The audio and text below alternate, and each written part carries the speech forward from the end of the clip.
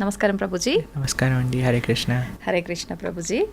ప్రభుజీ, చాలామంది జీవితంలో నిత్యం ఎన్నో ఇబ్బందులు వస్తుంటాయి, ఒత్తిళ్ళు వస్తుంటాయి. ఈ ఒత్తిళ్ళని తట్టుకోలేక అసలు నాకు ఈ లైఫే వద్దు అని చెప్పి అసలు దైవ మార్గాన్ని వదిలిపెట్టి అన్ని రకాలుగా ఎటైనా వెళ్ళిపోతా అనే ఒక ఆలోచనలోకి వెళ్ళిపోతుంటారు. అటువంటి వాళ్ళకి ఏం చెప్తారు మీరు? ఈ ప్రపంచంలో మనమే ఒత్తిడి తీసుకుంటున్నామండి. ఇప్పుడు మీకు ఇందాక మనం మాట్లాడుకుంటున్నందుకు ఎంత ఒత్తిడి మనం తీసుకోవాలో అది మన పైన ఉంటుంది. సంబడి ఈజ్ ఫోర్సింగ్ కూడా అనుకోండి, ఎవరైనా మనల్ని ఇంత ఒత్తిడి నువ్వు తీసుకోవాలి అని అంటే అప్పుడు మనం ఒక చాయిస్ చేసుకోవాలి. మీకు ఒక విషయం చెప్తాను. ఒక వీడియోలో మేము మాట్లాడాం, రాత్రి త్వరగా పడుకొని త్వరగా లేవటం వల్ల మీ ఆరోగ్యం బాగుంటుంది అని. అప్పుడు కొంతమంది అన్నారు, మరి నైట్ డ్యూటీ సంగతి ఏంటి అని. ఇప్పుడు చూడండి, మనకి ఆరోగ్యం కావాలా, మనకి ఏం కావాలి అని మనం ఫస్ట్ డిసైడ్ చేసుకోవాలి జీవితంలో. అరే నాకు ఒక సుఖవంతమైన జీవితం కావాలి. సుఖవంతం అంటే హద్దులు ఆర్భాటాలు ఉండాల్సిన అవసరం లేదండి. మన కుటుంబంతో స్పెండ్ చేయడానికి మనకు సమయం ఉందా, మన ఆరోగ్యాన్ని మనం జాగ్రత్తగా చూసుకుంటున్నామా, ధర్మాన్ని చేయగలుగుతున్నామా, భక్తిని చేయగలుగుతున్నామా, ఒక సింపుల్ లైఫ్, ఏదైతే బ్యాలెన్స్డ్ లైఫ్, ఆరోగ్యంగా కుటుంబంతో సమాజం కోసం ధర్మం కోసం ఉండే ఒక జీవితం, అది మన లక్ష్యం అనుకోండి. మనం దానికి తగ్గట్టుగా ప్రయత్నం చేస్తాం. అవును, మనం ఏం చేస్తున్నాము అని అంటే ఒత్తిడి పెంచేసుకుంటున్నాం మన పైన. ఇప్పుడు ఇందాక మనం ఒక ఎగ్జాంపుల్ చెప్పాం, మన గ్రైండర్ తిరగటం. అప్పుడు ఏం చేసిందంటే, ఒకసారి మేము అలా చేస్తుంటే మా అమ్మగారు చెప్పారు, దాన్ని ఫస్ట్ పక్కన పెట్టు, కొద్దిసేపు వాడకు, చల్లారని, దాని తర్వాత మళ్ళీ గ్రైండ్ చేయి, అప్పుడు వస్తుంది. అప్పుడు ఫ్యాన్ వేసి చల్లార్చడానికి పెట్టేస్తాం, అదొకసారి చల్లార్చాక మళ్ళీ గ్రైండ్ చేసేస్తాం. అంతే కదండి. అవును ప్రభుజీ. మనం ఎప్పుడైతే ఆ ఒత్తిడి అనేది మనం ఫీల్ అవుతామో we should take a break. Permanent break కాదండి. చాలా మంది అనుకుంటారు అయిపోయింది ఇంకా నా జీవితం వేస్ట్ అని. కాదు, ఒక టెంపరీ బ్రేక్ తీసుకో. ఒక దగ్గరికి వెళ్ళు, ఒక ఆశ్రమానికి వెళ్ళు, ఒక క్వైట్ ప్రదేశానికి వెళ్ళు, ఫోన్ కట్ చేసేయి, నీతో నువ్వు గడుపు, ఒక మెడిటేషన్ చెయ్యి, నామజపం చెయ్యి, ఒక ఆశ్రమానికి వెళ్ళి సేవ చెయ్యి. ఎప్పుడైతే నువ్వు ప్రపంచంలో ఉండే కష్టాలు ఎప్పుడైతే చూస్తావో, మా ఆశ్రమానికి వస్తే ప్రతిరోజు అక్కడ అన్నదానం జరుగుతుంది. అక్కడ ఎంత పూర్ పీపుల్ అంటే వాళ్ళు కేవలం నెల రోజులలో అన్నము ఒక పప్పు చేసుకుంటే వాళ్ళకి చాలా పెద్ద విషయం అన్నమాట. అలాంటి పేదరికం ఉన్న ప్రదేశానికి వెళ్ళి నువ్వు ఎప్పుడైతే వాళ్ళకి ప్రసాదం పెడతావో వాళ్ళు ఎంత ఆనందంగా ఆ కూర చూసి, ఆ చపాతీని చూసి, ఆ స్వీట్ చూసి వాళ్ళకి ఎంత ఆనందం వేస్తారే, ఈరోజు ఇన్ని రకాలు వచ్చాయా అని చూసినప్పుడు మనకు అనిపిస్తారే, నాకు తినడానికి ఎన్ని రకాలు తిన్నుంది, ఎంత ఆనందంగా నేను ఉన్నాను అని. వేరే వాళ్ళ దుఃఖాలు మనం చూసినప్పుడు మన దుఃఖాలు దాంట్లో చిన్నగా అయిపోతాయండి. నిజమే ప్రభుజీ. మనము ప్రతిదానికి జీవితాన్ని వదిలేయాలి అనే ఒక చాలా తప్పు ధోరణిలో ప్రపంచం వెళ్తుందండి. మాకు చాలా ఇన్స్పిరేషనల్గా మదర్ ఆఫ్ ది ఆర్ఫన్స్ అని ఒక లేడీ గురించి మహారాష్ట్రలో చెప్తారు. మీకు ఈ కథ చెప్పానా ఎప్పుడైనా? ఆవిడ్ని వాళ్ళ ఊర్లో ఉండే వాళ్ళందరూ కూడా అస్ట్రసైజ్ చేసి ఆమె పైన కొన్ని అభాండాలు వేస్తారనమాట. ఆవిడ కడుపుతో ఉంది, 9 నెలల ప్రెగ్నెంట్. అయితే వాళ్ళ హస్బెండ్కి ఈవిడ పైన చెప్పుడు తప్పుడు మాటలన్నీ చెప్పేసరికి వాళ్ళ అత్తగారు వాళ్ళందరూ కలిసి ఈమెను చంపేయాలి అని ప్రయత్నం చేసి చాలా కొట్టేసి కడుపు పైన తన్నేసి ఒక గోశాలలో పడేస్తారు. ఏమని అని అంటే మొత్తం ఆవులన్నీ ఈవిని తొక్కేసి చంపేసాయి అనేటట్టుగా క్రియేట్ చేయటం కోసం. అయితే ఆవిడ అలా పడిపోయి ఏడుస్తూ ఉండి రక్తస్రావం అయిపోతూ ఉంటే రాత్రంతా ఒక గోవు ఆవిడ పైన నించొని ఆవిడని కాపాడింది, వేరే ఆవులు వచ్చి ఏమి ఇబ్బంది పెట్టకుండా. ప్రొద్దున లేచి ఆవిడ స్పృహకు వచ్చి చూసేసరికి మొత్తం ఒళ్ళంతా రక్తంతో నిండిపోయింది. ఆవిడ డెలివరీ అయిపోయింది అనమాట. ఒక పక్క నుండి ఒక చిన్న రాయి తీసుకొని, ఆ బొడ్డు ఉంటుంది కదా, దాన్ని రాయితో గీసి కట్ చేసేసింది ప్రయత్నం చేసి. ఆ చిన్న పిల్లవాడిని తీసుకుంది. ఎక్కడ ఉండడానికి జనాలు, ఎందుకంటే ఎవరైనా చూస్తే చంపేస్తారు ఈవిడ్ని. ఎందుకంటే అక్కడ ఉండే పెద్ద రౌడీలు వాళ్ళందరూ ఈవిడితో గొడవ పెట్టుకున్నారనమాట. అయితే ఇంటికా వెళ్ళలేదు, అత్తగారు మామగారు ఇంకా హస్బెండ్ అలా చేశారు. ఇటు బయట సమాజంలోకా వెళ్ళలేము, శ్మశానంలో ఉండటం ప్రారంభం చేసింది ఆ చిన్న బాబుతో. ఆవిడ ఏమనుకున్నదంటే, తినడానికి తిండి లేదు, ఏం చెయ్యాలి అని అంటే పిండాలు పెడతారు చూడండి, వాటిలో నీళ్లు కలిపి కాలుతున్న చితల పైన చపాతీలు చేసుకొని తినింది బ్రతకడానికి. ఆవిడ అనుకున్నది, అరే నా జీవితం ఎందుకు, ఇంత కష్టాలు, ఇంత అన్యాయం నా జీవితంలో నేను ఫేస్ చేశాను, నా శరీరాన్ని ఎలాగైనా సరే ఆత్మహత్య ద్వారా త్యజిస్తాను, ఎందుకంటే నాకు ఇంకా బ్రతికి నేను ఎవరి కోసం బ్రతకాలి అని ఒక చెట్టు దగ్గర ఊరేసుకోవాలి అని వెళ్ళిందనమాట. అయితే చెట్టు దగ్గర కూర్చున్నప్పుడు ఆవిడ బయట అంతా ఎండగా ఉంది, కానీ ఆవిడ కూర్చున్న ప్రదేశం మాత్రం చాలా చల్లగా ఉన్నదనమాట. ఎందుకు అని ఇలా పైకి చూసేసరికి చెట్టుపై నుంచి ఒక చెట్టు కొమ్మ వేలాడుతూ ఉన్నది. వేలాడుతూ ఉన్న చెట్టు కొమ్మ ఈవిడికి నీడని ఇంకా గాలినిస్తుందన్నమాట. చెట్టు నుంచి విరిగిపోయి పడిపోయింది ఆల్మోస్ట్, కానీ ఇలా ఇలా వేలాడుతూ ఉన్నదన్నమాట. ఈవిడ అనుకున్నది, అరే ఒక విరిగిపోయిన చెట్టు కొమ్మ, దేనికి పనికిరాదు అనుకునే చెట్టు కొమ్మ నాకు ఆనందాన్ని ఇచ్చింది కదా, నేను కూడా జీవితంలో విరిగిపోయాను, నన్ను కూడా ఒక సమాజం నుంచి దూరం అయిపోయాను, కానీ నేను సంకల్పం చేస్తే, నేను ప్రయత్నిస్తే నేనెందుకు 10 మందికి మంచి చేయలేను అని ఆవిడ ఈ చిన్ని పిల్లవాడితో ఉండటమే కాకుండా అక్కడ ఉండే అనాథ పిల్లలందరినీ చేరదీసి ఇప్పటికీ 100 మందిని చేరదీసి వాళ్ళందరినీ ప్రయోజకులుగా చేసి సమాజానికి అందించింది. మదర్ ఆఫ్ ది ఆర్ఫెన్స్ అని ఆవిడ పేరు అనమాట. చూడండి, ఆమె ఇబ్బందుల నుంచి బయటికి వచ్చి తను బతకడమే కాకుండా నలుగురికి చేరువుగా. ఎందుకు అండి, ఎప్పుడైతే వేరే వాళ్ళ యొక్క కష్టాన్ని చూసిందో. అవును, మీకు విషయం ఆశ్చర్యకరమైన విషయం చెప్పనా. ఒకసారి ఆవిడ రోడ్డు పైన వెళ్తూ ఉంటే ఏ హస్బెండ్, ఏ భర్త అయితే ఈవిడ్ని ఆ చావు పరిస్థితిలోకి తీసుకొచ్చారో ఆయన కనిపిస్తాడు రోడ్డు పైన పడిపోయి. ఆవిడ ఆయన్ని చేరదీస్తుంది, ఆ ఆర్ఫనేజ్లోనే జాయిన్ చేసుకుంటాడు. కానీ ఆయనకు ఒక విషయం చెప్తుంది, నిన్ను క్షమించాను, నువ్వు అల్లరి పిల్లవాడి, ఇప్పుడు నేను నీ తల్లి, నీ భార్య అని కాదు, నువ్వు కూడా మా పిల్లలాంటి, కానీ నువ్వు అల్లరి పిల్లవాడివి, నువ్వు అల్లరి చేసావు, కానీ ఈరోజు నేను క్షమిస్తున్నా, నువ్వు ఆ స్థితిలో ఉన్నందుకు నేను కాపాడటం నా లక్ష్యం అని ఆయనను కూడా ఆవిడ ఆశ్రమంలో పెట్టుకొని పెంచింది. ఎలా వస్తుంది ప్రభుజీ అంత గొప్ప మనసు? ఆ గొప్ప మనసు రావాలి అని అంటే మనం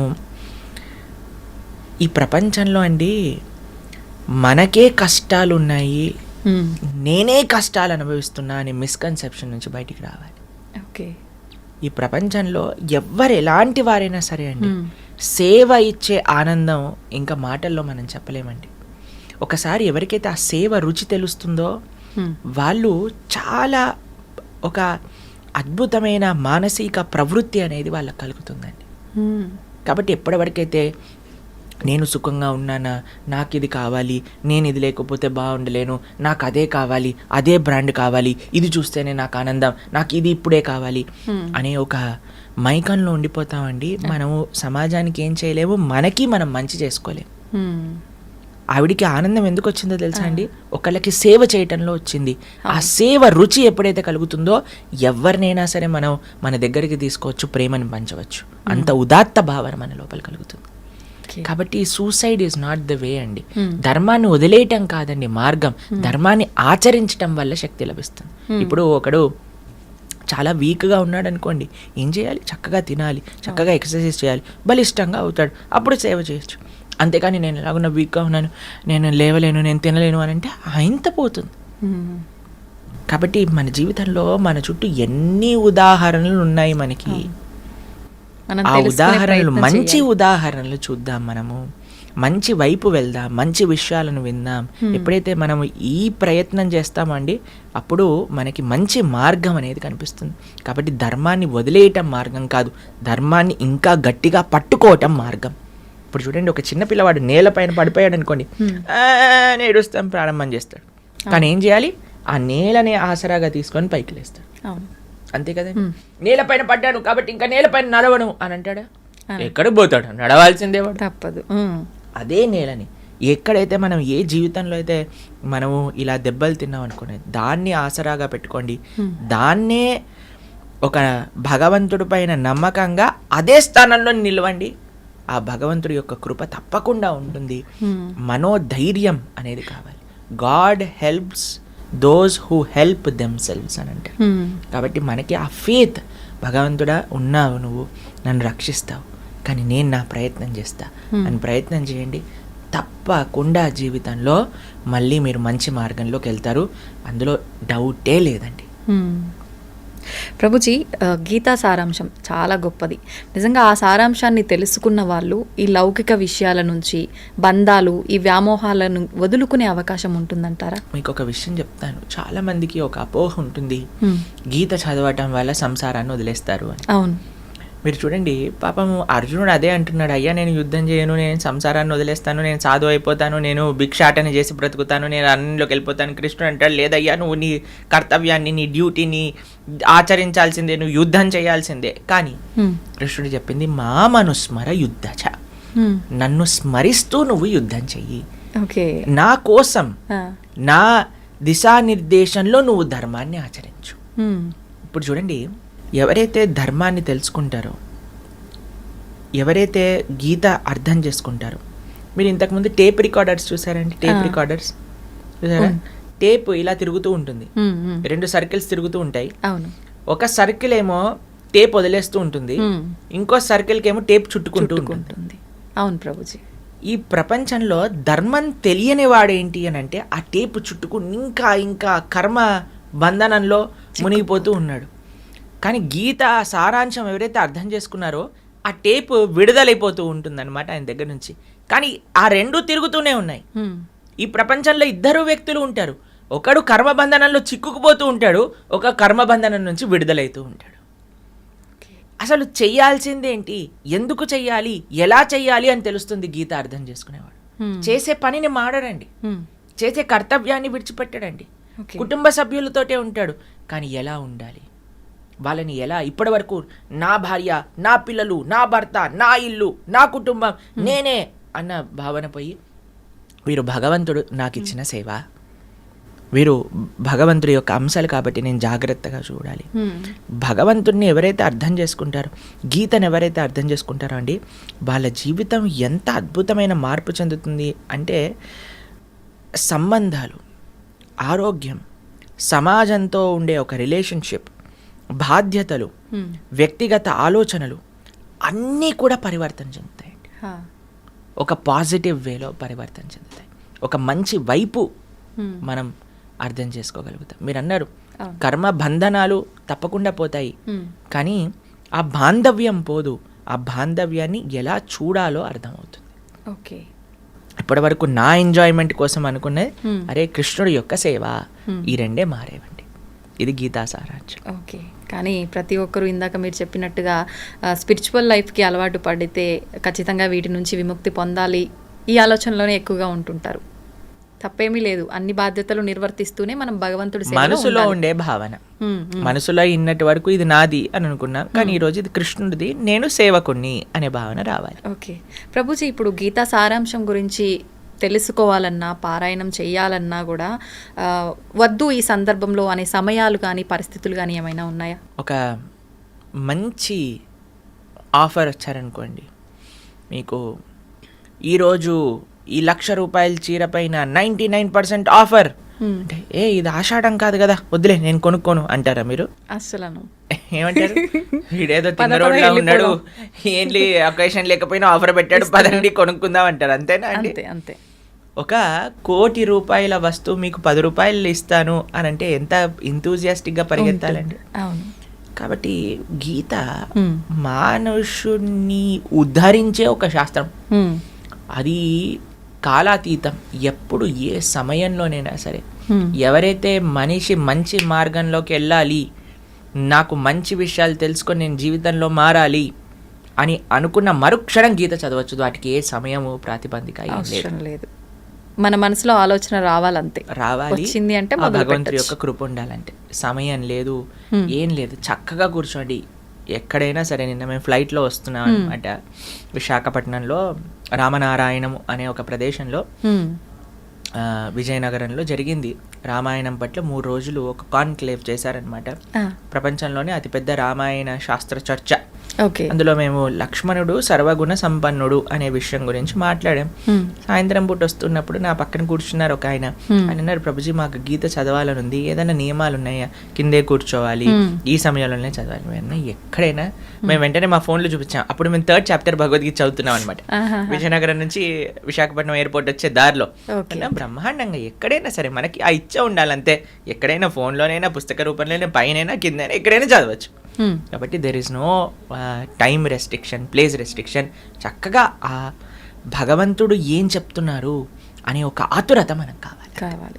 ప్రభుజీ, ఆడవారికి వీలు పడని ఆ 4 రోజుల సందర్భంలో కూడా చదివితే తప్పేమీ లేదా? చదువుకోవచ్చు, ఏం పర్వాలేదు. ఓకే. నిజంగా చాలా మందిలో ఈ డౌట్ ఎక్కువగా ఉంటుంది. ప్రభుజీ, శ్రీకృష్ణుడు అనగానే ఆయన లీలలతో పాటు ఆయన ధరించిన నెమలి పింఛము, ఆయన చేతిలో ఉన్న పిల్లన గ్రోవి, ఫ్లూట్, ఇవి ప్రతి ఒక్కరూ గుర్తు చేసుకుంటారు. ఏంటి ఇవి ధరించడం వెనకాల ఆంతర్యం ఏమైనా ఉందంటారా? చూడండి, ఒక్కొక్క భగవానుడి యొక్క చేతిలో ఒక్కొక్క ఆయుధాలు చూస్తూ ఉంటాము. త్రిశూలం ఉంటుంది, లేదా సుదర్శన ఉంటుంది, కానీ శ్రీకృష్ణుడు బాణం ఉంటుంది, అన్నీ ఉంటాయి. కానీ భగవంతుడు మాత్రం ఫ్లూట్ పట్టుకున్నాడు అనమాట. వీటితో ఏం పని లేదు. ఆయన జస్ట్ హీఈస్ అ చార్మర్ అనమాట. సర్వాకర్షతీతి కృష్ణ అని అంటారు. అందరినీ ఆకర్షించే స్వభావం కలిగిన వాడు శ్రీకృష్ణ భగవానుడు. భర్గాపీఠం నటవరవపూ కర్ణయోర్కర్ణికారం బిభ్రద్భాసత్ కనకకపిశం వైజయంతీం చమాలాం రంధ్రాన్ వేణురదరసుదయా పూరయన్ గోపవృందే బృందారణ్యం స్వపదరమణం ప్రావిశద్గీత కీర్తి. ఆయన ఎప్పుడు ఫ్లూట్ వాయిస్తూ ఉంటారు. కృష్ణుడు బృందావనంలో ఫ్లూట్ వాయిస్తుంటే యమునా నది, పారే యమునా నది రాయిలా అయిపోయేది అనమాట. రాళ్ళేమో అవి జలపాతాలుగా పారటం స్టార్ట్ చేసేవి. అంటే ఆయన ఫ్లూట్ యొక్క మాధుర్యత ఎంతది అని అంటే, ఆయన నించుండే ఆ రాయి కరిగిపోయి ఆయన పాద చిహ్నములు పడిపోయాయి అనమాట ఆ రాయిపై. ఎప్పుడైతే శ్రీకృష్ణ భగవానుడు గోవర్ధనుడిని ఎత్తారో, తన యొక్క ఎడమ చేతి చిటికని వేలిపైన తన స్నేహితులందరూ ఒకటే కంగారులో వస్తారు. కృష్ణ ఫ్లూట్ వాయించ, కృష్ణ ఫ్లూట్ వాయించ, కృష్ణ ఎందుకు వాయించద్దు అంటున్నారు అని అంటే, అరే మనం ఫారెస్ట్లో ఆడుకోవడానికి వెళ్ళినప్పుడు నువ్వు ఫ్లూట్ వాయించేటప్పుడు ఆ రాళ్ళన్నీ కరిగిపోయేవి. ఇప్పుడు ఇంత పెద్ద గోవర్ధనం కరిగిపోయింది అనుకోండి, మనందరం ఇక్కడే ఉండిపోతాము, మనందరి పైన ఒక సమాధి వచ్చేస్తుంది, నువ్వు ఫ్లూట్ వాయించటమా పువ్వు అని అంటారు అనమాట.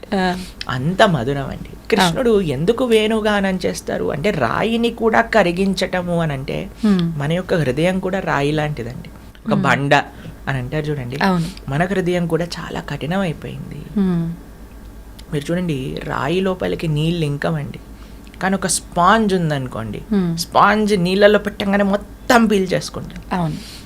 ఎవరి అయితే హృదయం కఠినంగా ఉంటుందో వారికి భక్తి రసం అనేది కలగదండి. ఆ భగవంతుడి పట్ల, అంటే భక్తులు మాట్లాడే మాటల పట్ల, అరే వీళ్ళేంటి ఇంత మైకంలో ఉన్నారు, వీళ్ళేంటి ఆ కృష్ణుడి గురించి ఇలా అంటున్నారు, అలా అంటున్నారు, కృష్ణుడు భక్తి అది ఇది అంటున్నారు, ఆ ఆస్వాదన రాదు. ఎందుకంటే భక్తి అనేది రసము వంటిది. ఆ రసము పీల్చుకోవాలి అని అంటే మన హృదయం కఠినంగా ఉండకూడదు, మన హృదయం ఒక స్పాంజ్ లా ఉండాలి. మరి కఠినమైన హృదయం నుంచి స్పాంజ్ అవ్వాలి అని అంటే ఏం చేయాలి? వేణుగానం, కృష్ణుడి యొక్క వేణుగానం అని అంటే భగవంతుడి యొక్క మాటలు, భగవంతుడి యొక్క వాక్కులు ఒక సుందరమైన శబ్ద రూపంలో వచ్చాయి. అవే శాస్త్రములు, అదే గీత, అదే భాగవతం, అదే రామాయణం. దాన్ని ఎప్పుడైతే మనం వింటామో కఠినమైన హృదయం కూడా స్పాంజ్లా మారిపోతుంది. అలానే భగవంతుడి యొక్క అదరామృతం, ఒకటి భగవంతుడి యొక్క నోటి నుంచి 2 వస్తాయండి. ఒకటి మాటలు, 2 ఆయన ఉచ్చిష్టం అంటే ప్రసాదం. మన జీవితంలో ప్రతిరోజు కూడా మనం భగవత్ ప్రసాదాన్ని స్వీకరించగలిగితే, సాత్వికమైన ఆహారాన్ని ఇంట్లో తయారు చేసుకొని భగవంతుడికి నివేదన చేసుకొని స్వీకరించగలిగితే, ఆ కఠినమైన హృదయం అనేది కోమలం అవుతుంది. అయితే ప్రభుజీ అంటుంటారు కదా పెద్దవాళ్ళు, అన్నిటికీ ఎమోషనల్గా ఉండొద్దు, గుండెని రాయి చేసుకోవాలి, అప్పుడైతేనే అన్ని పరిస్థితుల్ని తట్టుకోగలుగుతారు, అన్నిటినీ తట్టుకునేటట్టు మొండిగా తయారవ్వాలి అని చెప్పి, దాని గురించి ఏమంటారు? భౌతికమైన విషయములలో మొండిగా ఉండాలి, ఆధ్యాత్మికమైన విషయములలో స్పాంజ్లా ఉండాలి. మనము దానికి క్వైట్ ఆపోజిట్ చేస్తున్నాం. అవును, ఆధ్యాత్మికమైన విషయములలో బండలా ఉంటున్నాం, భౌతికమైన విషయంలో స్పాంజ్లా ఉంటున్నాం. వీడా మాట అన్నాడు, ఆవిడ మాట అన్నది, ఈయన ఇలా చేశాడు, ఆయన అలా చేశాడు, అన్ని హృదయంలో పెట్టుకున్నాం.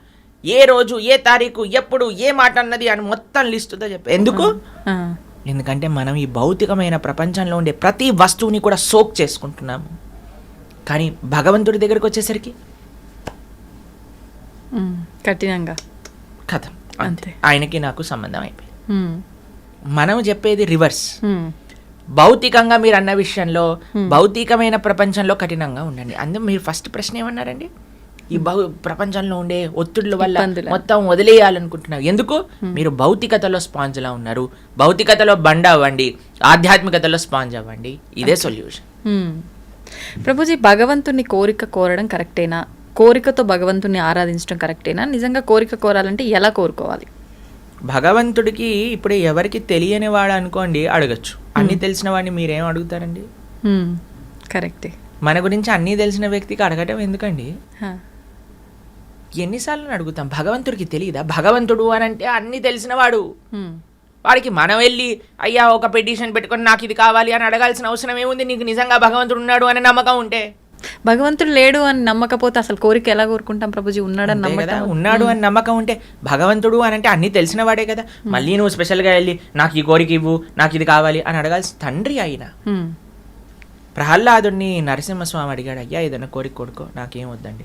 లేదు కోరుకోవాల్సిందే, నాకేం వద్దండి. ఉమ్, లేదు కోరుకోవాల్సిందే అని అంటే ప్రహ్లాదుడు అన్నాడు, అబ్బా ఇంత తెలివిగా ఆలోచిస్తున్నావు, కోరికలు ఇచ్చి నువ్వు తప్పించుకుందాం అనుకుంటున్నావా? నరసింహ, నాకు కోరికలు వద్దు, నాకు నువ్వు కావాలి.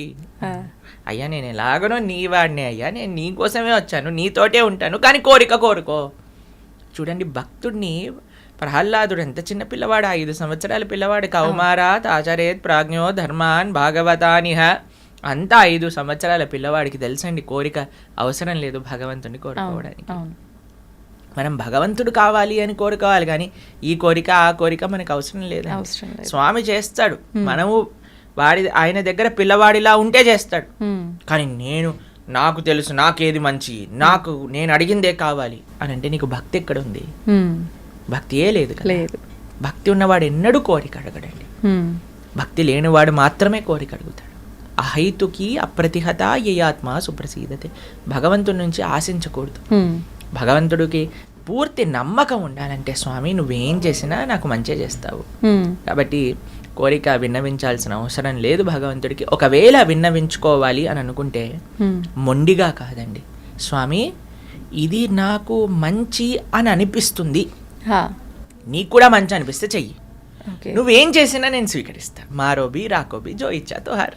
ఉమ్, ఒకవేళ మీరు కోరుకోవాల్సిందే కోరుకోవాలంటే. అని అనుకుంటే don't be adamant about it. హా, కోరుకోండి, భగవంతుడా నాకు ఇది మంచి అనిపిస్తుంది, నీకు కూడా మంచి అనిపిస్తే చెయ్యి తండ్రి. ఉమ్, లేదు అని అంటే నువ్వు చెయ్యకపోయినా ఎందుకు చెయ్యలేదు అని అర్థం చేసుకునే శక్తిని నాకు ఇవ్వు అని భగవంతుడికి ప్రార్థించాలి. ఓకే. ప్రభుజీ, భగవంతుడి దృష్టిలో అందరూ సమానమేనా? ధనిక పేద, ఉన్నవాళ్ళు లేని వాళ్ళు, పూజించే వాళ్ళు పూజించని వాళ్ళు అందరూ సమానమే అంటారా? వ్యాధశ్చాచరణం ధ్రువశ్చ వయః విద్యా గజేంద్రశ్చ కుబ్జాయాం కుమునామరూపమధికం కిం తత్ సుధామోధనం వంశక్కో విదురస్య యాదవపతేరుగ్రస్య కిం పౌరుషం భక్త్యా తుష్టతి నహి గుణైర్భక్తి ప్రియో మాధవః. ఉమ్, శాస్త్రం చెప్తుందండి, వ్యాధశ్చాచరణం ధ్రువశ్చ వయః. ధ్రువుడు చిన్ని పిల్లవాడండి, 5 సంవత్సరాల పిల్లవాడు. ఉమ్, అటువంటి పిల్లవాడు తపస్సు చేసిన భగవంతుడు వచ్చాడు. చూడండి, అనంతకోటి బ్రహ్మాండ నాయకుడు ఒక పిల్లవాడి కోసం ఎందుకు రావాలండి? ఉమ్, అయినా సరే ధ్రువుడు కోసం వచ్చాడు స్వామి. అవును. ధ్రువశ్చ వయః విద్యా గజేంద్రశ్చక. గజేంద్రుడికి ఏమైనా విద్య ఉందా అండి? ఒక ఏనుగు. అయినా సరే గజేంద్రుడు ప్రార్థన చేశాడని వచ్చాడు భగవంతుడు. ఉమ్, విద్యా గజేంద్రస్యక కుబ్జాయాం కిమునామరూపమధికం. కుబ్జ అనే ఒక స్త్రీ, అష్టవంకర్లు కలిగిన కూని అంటారు. ఆ, ఏదో అందమైన రుక్మిణీ దేవి, చాలా రుక్మిణీదేవి యొక్క అందం చూసి అందరు కళ్ళు తిరిగి కింద పడిపోయేవారట. ఉమ్, అటువంటి వాటిని కృష్ణుడు పెళ్లి చేసుకున్నాడు అని అంటే, కుబ్జ ఒక అష్టవంకర్లు కలిగిన ఒక కూని. ఉమ్, అటువంటి కుబ్జకి కూడా భగవంతుడు కృపనిచ్చాడు కదా మథురలో. ఆయనకు అందంతో సంబంధమా చెప్పండి? లేదు. కుబ్జాయాం కిము నామ రూపమధికం కిం తత్ సుధామోధనం. ఉమ్, సుధాముడు కుచేలుడు తన దోతీలలో 100 నాట్లు ఉండేవి ఆయనకి. ఉమ్, కృష్ణుడి దగ్గరికి తీసుకెళ్ళడానికి ఏమీ లేకపోతే ఆయన కొన్ని అటుకులు పాపము ఒక చిన్న సంచిలో కట్టుకొని వేలాడి తీసుకొని వచ్చాడు ఆయన దగ్గరికి. ఉమ్, ఈయనేమో ద్వారకకి అధిపతి, 16,108 సువర్ణ భవనములతో ఉండే ఒక సామ్రాజ్యాధిపతి శ్రీకృష్ణ భగవానుడు. కానీ చూసాడా అండి ఈయన ఏం బ్రాండెడ్ క్లోత్స్ వేసుకోవట్లేదు, ఈజ్ నాట్ అలౌడ్ కాదు కదండి. సుధాముని కూర్చోబెట్టి తన పాదాలను ప్రక్షాళన చేసి రుక్మిణీదేవి శిరస్సు పైన జల్లి ఆయన జల్లుకొని చామరం చేస్తుంది రుక్మిణీదేవి. రాఘవత్వేద్ భవేత్ సీత రుక్మిణీ కృష్ణ జన్మని సాక్షాత్తుగా మహాలక్ష్మి సుధాముడికి కుచేలుడికి చామరం చేస్తుంది.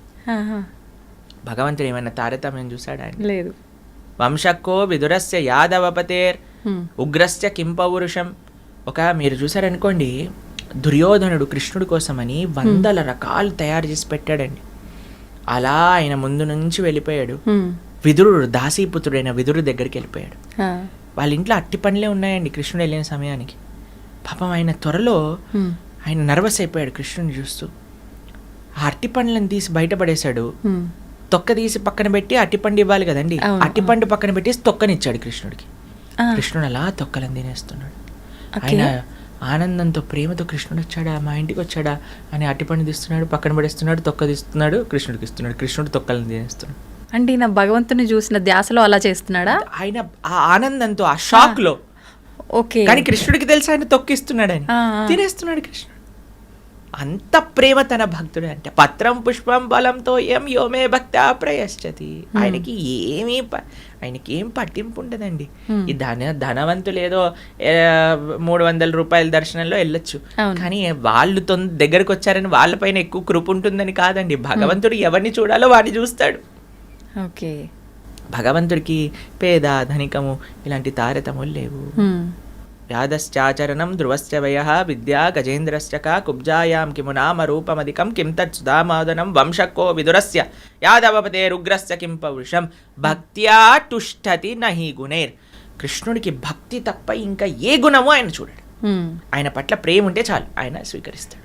భక్త్యా తుష్టతి నహి గుణైర్. నువ్వు పేదనా, నీకు డబ్బులున్నాయా, నువ్వు చదువుకున్నవాడివా లేవా, నువ్వు ఏ వర్ణం చెందినవాడివి, ఆ ప్రస్తావనే భగవంతుడికి అవసరం లేదు. ఎవడు ధార్మికంగా ఉంటాడో, ఎవడు భగవంతుడి పట్ల నిష్ట కలిగి ఉంటాడో వాడిని భక్త్యా తుష్టతి నహి గుణైర్. భక్తి ప్రియో మాధవ. భగవంతుడు కావాల్సింది భక్తి ప్రేమ అంతే, ఇంకా ఏది కాదు. ఓకే.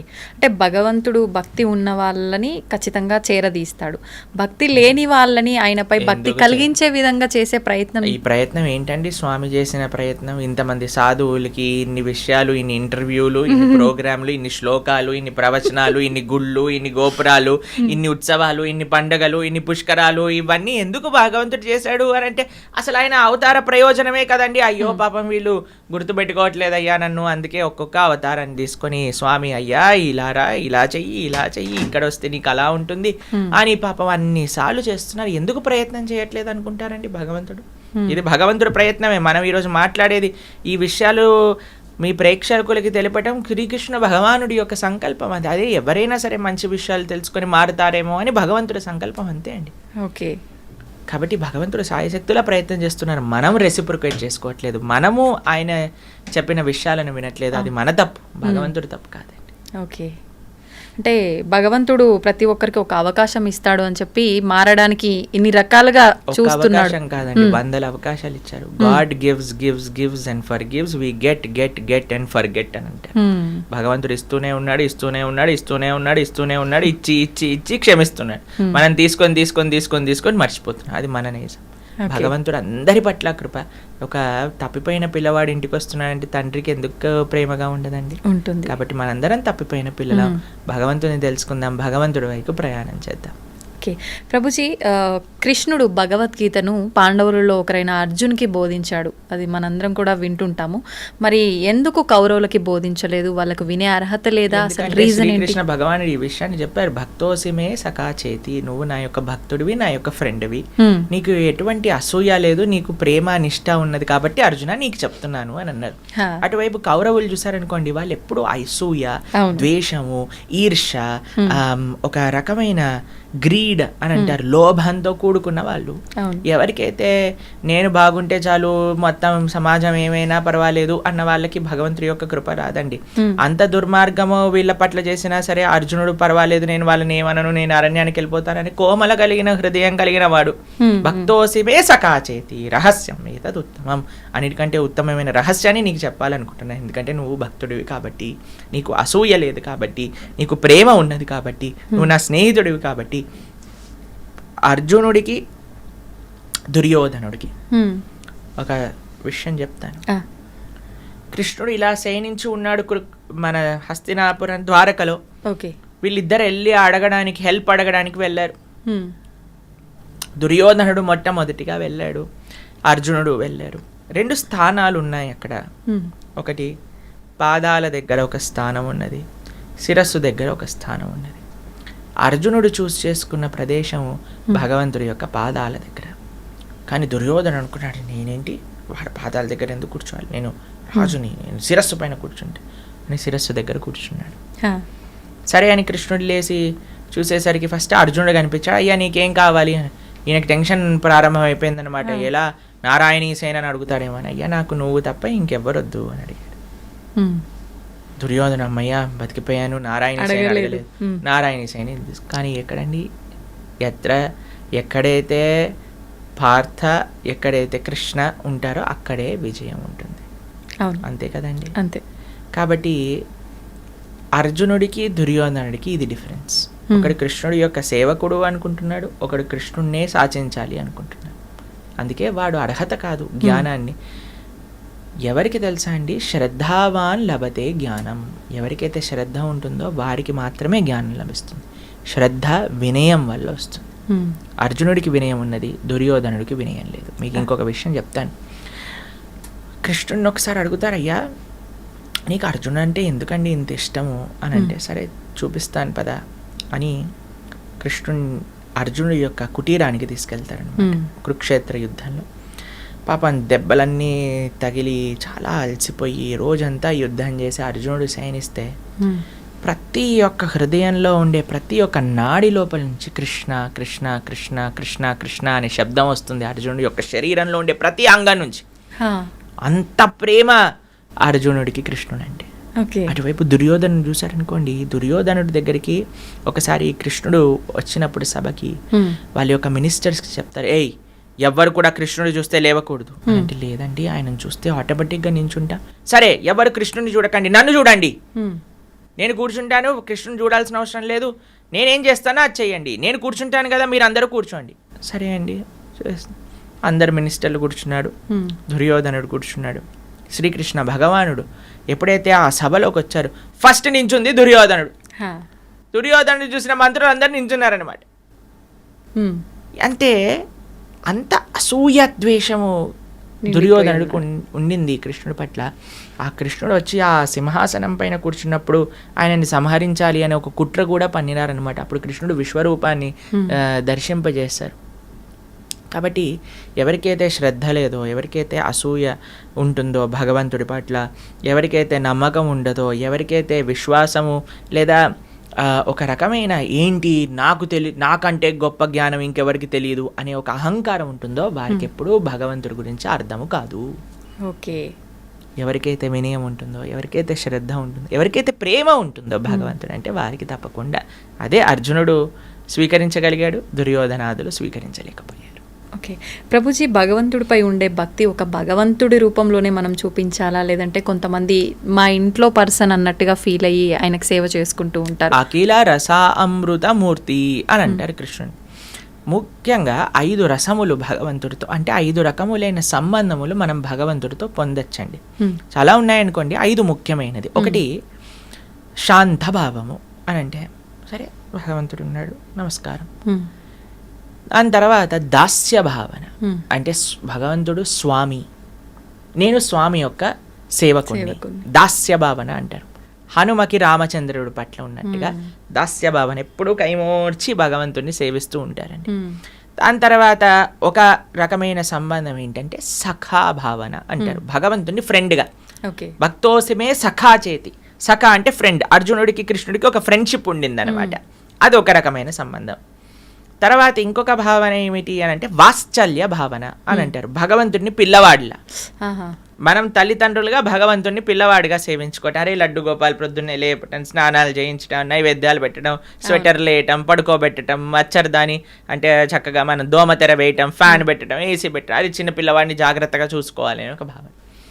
ఇంకొకటి మాధుర్య భావన అంటారు. భగవంతుణ్ణి ఒక భర్తగా, ఒక ఒక ఏమంటాం, ఒక ప్రియుడుగా స్వీకరించడం మాధుర్య భావన. అలా గోపికలందరూ కూడా ఆ విధంగా భగవంతుని ఆరాధన చేశారు. యశోదాదులందరూ కూడా కృష్ణుని చిన్న పిల్లవాడిగా తాము చూసుకునే వాళ్ళగా ఆరాధన చేశారు.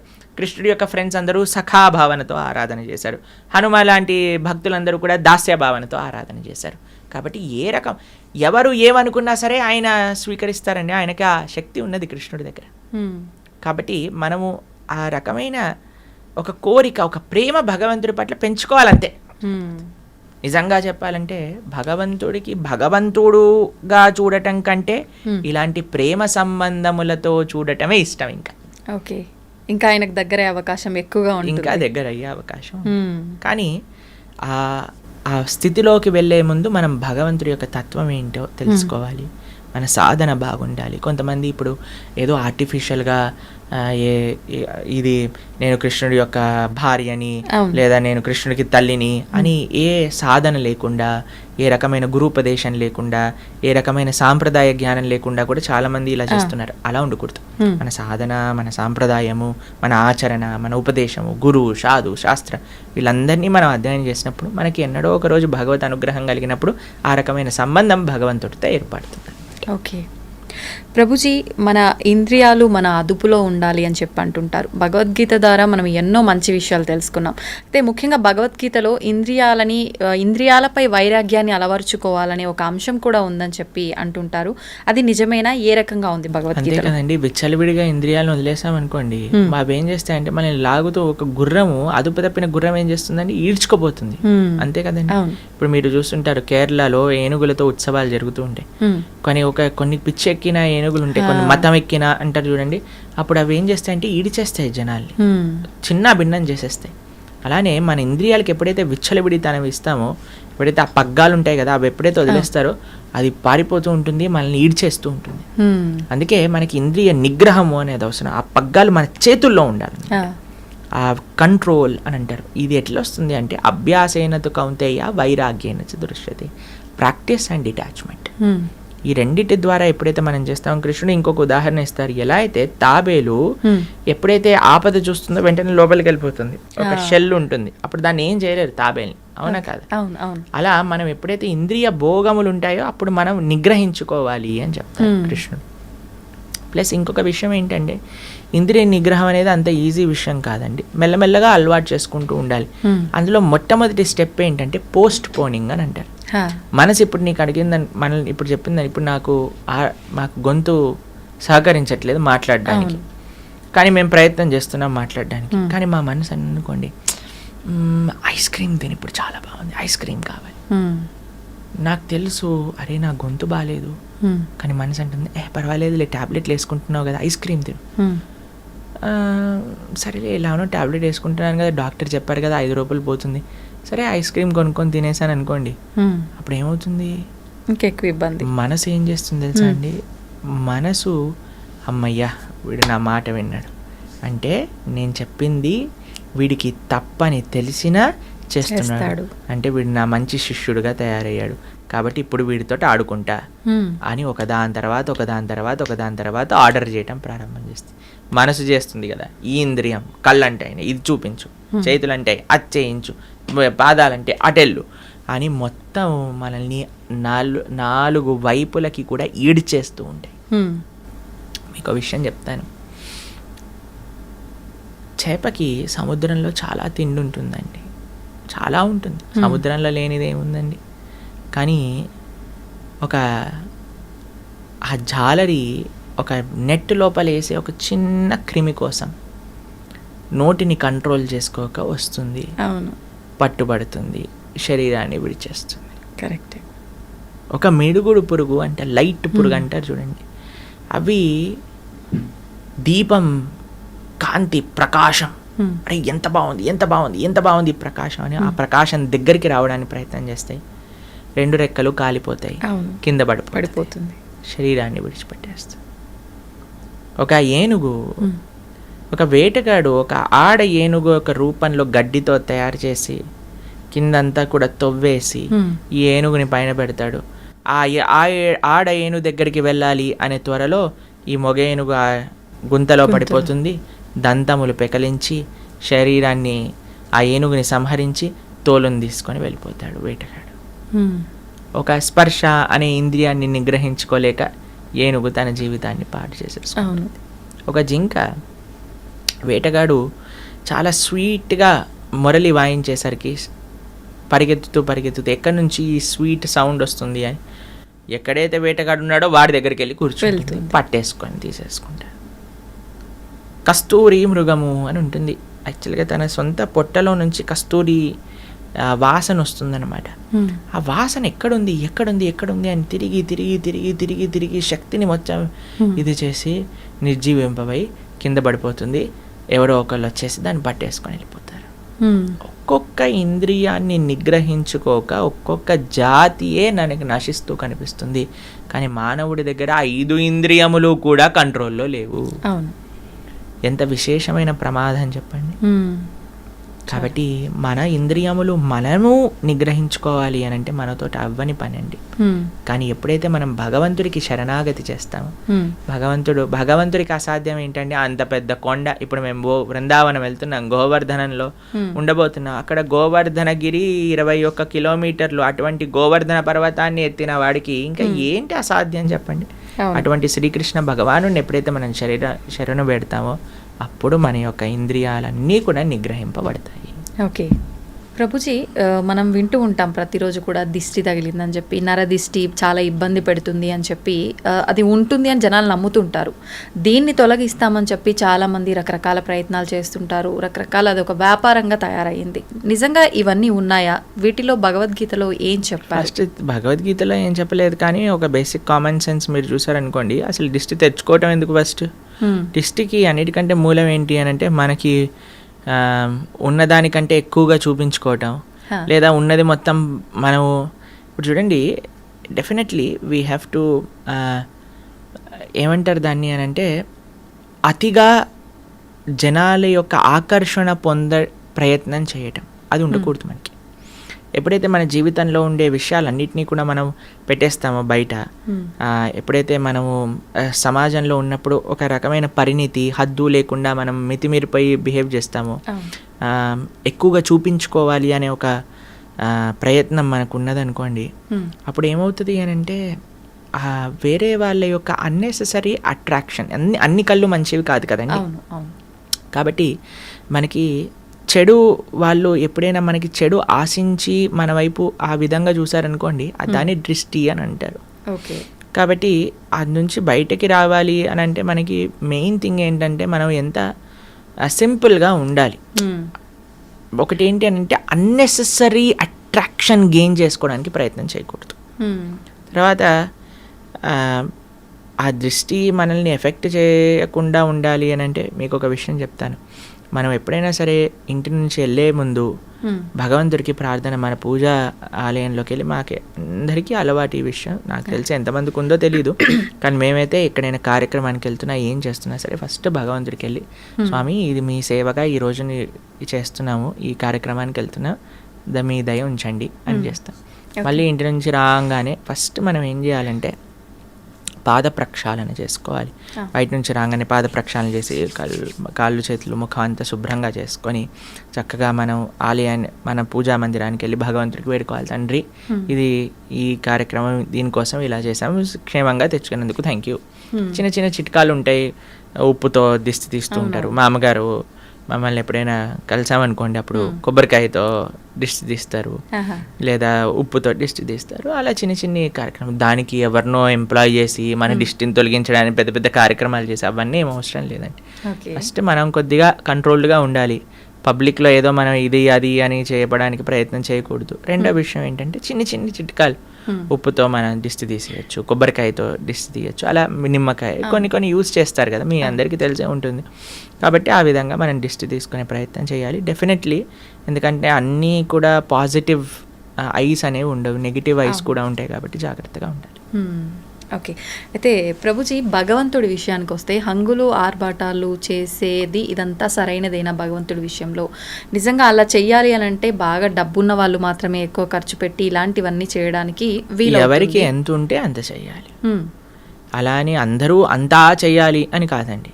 ఎవరికి ఎంతలో చేయగలుగుతారు భగవంతుడి యొక్క సేవ, అలా చేయడానికి మనం ప్రయత్నం చేయాలండి.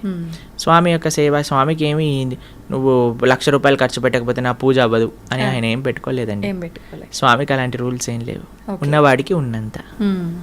ఆయన ఎక్కడికైనా సరే, ఎంత స్వరూపంలోనైనా సరే ఆయన ఒదిగి ఉండగలిగిన ప్రేమ కలిగిన వాడు భగవంతుడు. మనకి ఎన్నో ఉదాహరణలు మన శాస్త్రంలో చూస్తాం. వెంకటేశ్వర స్వామి అంత అనంతకోటి బ్రహ్మాండ నాయకుడు, అంత ఐశ్వర్యం ఉన్న వ్యక్తి కూడా మట్టి కుండలో ప్రసాదం పెరగన్నం తింటాడు. తన యొక్క భక్తుడు, పేద భక్తుడికి ఆయన ఇచ్చిన గౌరవం అటువంటిది. కాబట్టి స్వామికి ఏమీ హద్దులు ఆర్భాటాలతో సంబంధం లేదండి. కానీ మిగతావన్నీ హద్దులు ఆర్భాటాలు చేసి భగవంతుడికి ఒకటే హద్దులు ఆర్భాటాలు చేయకపోవటం తప్పు. ఓకే, అర్థమైందా మీకు? కాబట్టి భగవంతుడి దగ్గరికి వచ్చేసరికి ఎందుకు అవసరం అని మిగతావన్నీ ఎక్స్ట్రావగెంట్గా చేశారనుకోండి, అది తప్పు అవుతుంది. కానీ మనకి ఉన్నంత ప్రేమతో భగవంతుడికి పత్రం పుష్పం ఫయం తోయం యోమే భక్తా ప్రయశ్చతి, ప్రేమతో ఎంత చేసినా ఆయన స్వీకరిస్తాడు.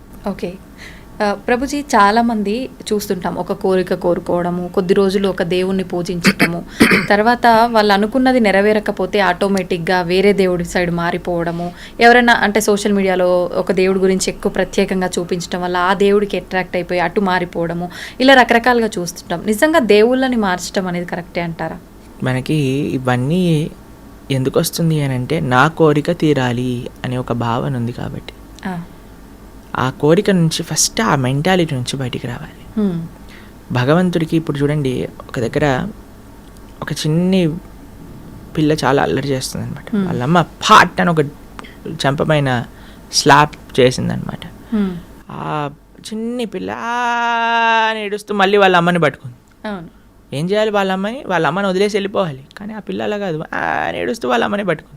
అప్పుడు అయ్యో అని వాళ్ళ అమ్మ ఇదే చేసి మళ్ళీ కలిసిపోయి వెళ్ళిపోయారు అనమాట. ఆశ్రమంలో మేము చూసాం ఈ సిచ్యువేషన్. కాబట్టి భగవంతుడు ఏం చేసినా సరే ఆయననే మనం ఆశ్రయించాలి. అందుకే కదా నాకు ఈ కోరిక తీరితేనే నిన్నట్టు లేకపోతే లేనట్టు అని మతాలు కూడా మార్చేస్తున్నారు కదా జనాలు. ఎంత అన్యాయం చూడండి, మతాన్ని మార్చేసుకుంటున్నారు. దేనికోసం? అసలు ఈ హిందువులు వాళ్ళ శాస్త్రాలు వాళ్ళకి తెలియదు, అర్థం చేసుకోవడానికి ప్రయత్నం చేయట్లేదు. ఎవడో ఒకడు వచ్చి ఇది కరెక్ట్, ఇది లేకపోతే నువ్వు ఇది అది అని పిచ్చి మాటలు మాట్లాడి మా దగ్గరకు వచ్చేసే కష్టాలన్నీ పోతాయి.